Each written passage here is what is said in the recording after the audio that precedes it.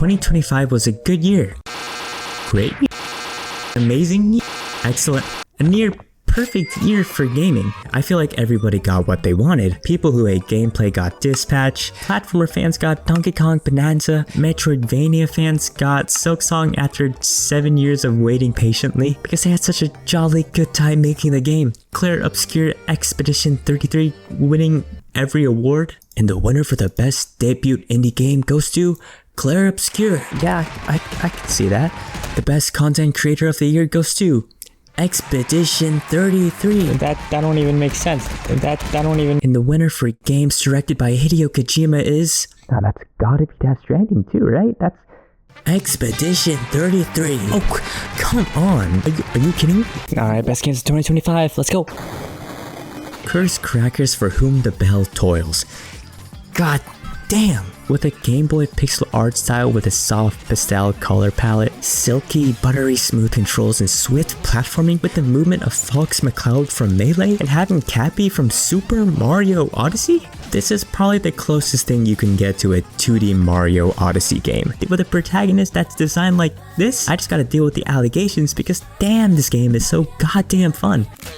The problem with interactive stories is that if the story isn't interesting, then it probably isn't worth my time. I can deal with games that have a bad story with decent gameplay, but I cannot deal with no gameplay and a mediocre story. If I wanted that, I would have just watched the CW Flash. But Dispatch integrates gameplay so well into its narrative, other than relying heavily on quick time events. The gameplay is a management simulator mixed with light RPG elements, assessing which situation is the best to deal with your colorful cast of villains. There's some luck involved, but it's applied well so it doesn't feel like utter bullshit.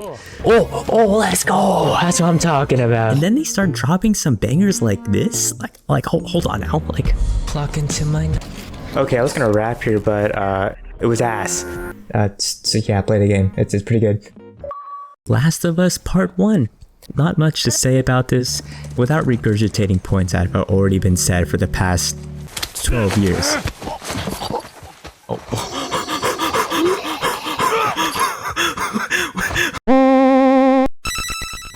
Have you heard?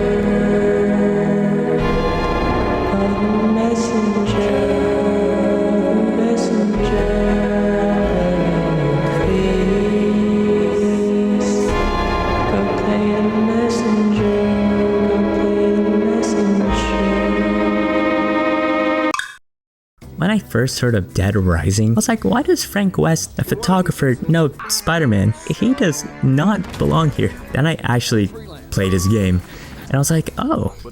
Like, it still doesn't make any sense, but at least I know about him now. The game is janky, but like, the good kind. A horror game taking place in a mall with infinite supplies and a skateboard?